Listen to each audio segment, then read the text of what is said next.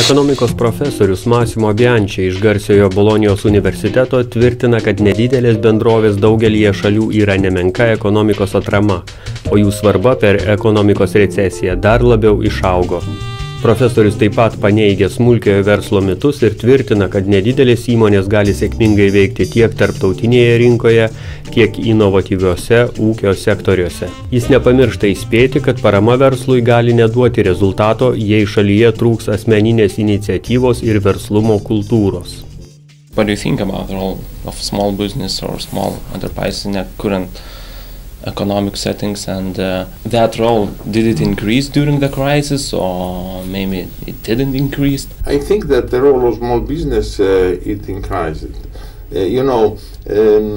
Also in countries like the United States, like Japan, like South Korea, in which the large companies are visible, that's so-called the visible hand of these large companies, the major part of employment is ensured by small business, micro business, nano business. I mean, is ensured by enterprises with less than 10 employees, maybe less than 5, 4, 3, 2, 1, or so 0. There are many people that has a job deriving by their self-employment in many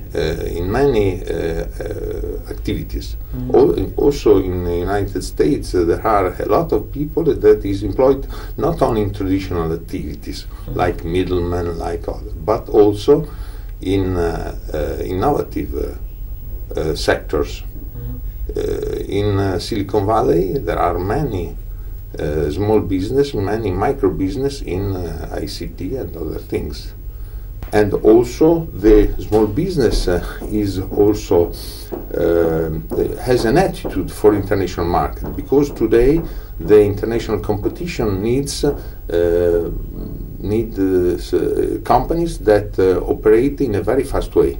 Valentino is well known, but the core business of Valentino, I mean the preparation of models, other things, was by a company of 25 employees. Valentino, 25 employees, is international fashion.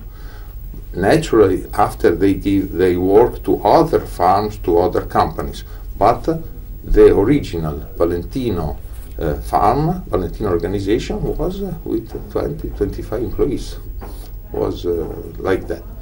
And the second thing is that it is not true that the small business is undercapitalized.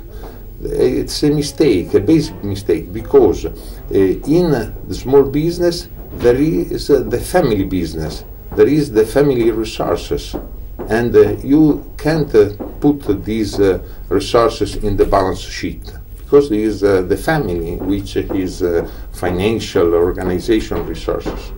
And in our country, one of the most richest region is Emilia-Romagna. Emilia-Romagna is the region in which there is Bologna University, the center, Bologna City, Bologna University. So more than the 70% of employment is ensured by enterprises with less than 70 employees. More than 70% is a lot.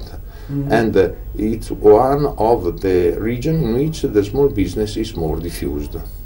If small business would be undercapitalized, it means that Emilia-Romagna was one of the poorest regions, because what's the mystery? It's a mystery. We have a lot of small business without money, without financial resources, and the region is rich. So this demonstrates that I think that is a mistake to consider undercapitalized the small business. I didn't agree about the process to create enterprises with many facilities from the government, from banks, because if you base your activity on an external support, and they give you money, a lot of sum of money to start your activity, but you have no customer, you have no idea what to do, you haven't a commitment, not maybe from a person, from the market. When the money is finished, the business is finished. Because this is the reason. Small business is based on networking, on the relationship with other, maybe small and medium farms. And the third is that the innovation, the financial resources, the attitude to international business have been pushed, have been increased with the web business, the e-business, the electronic business, because it is easy for a small business to reach the international market. You need only a computer, the connection to the net, and no more.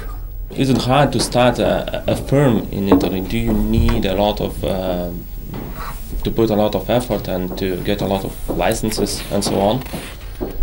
Yes, I think that we have to distinguish two problems. One is the bureaucratic side to create an enterprise. The bureaucratic side is, I think, something, it's a problem. In Italy, we try to give some facilities for new enterprises, particularly in local governments, because some times ago, before the public administration reform, if you have to start a new enterprise, you have to go to in many offices in which to ask chartering, to ask permission, and so on. Now, in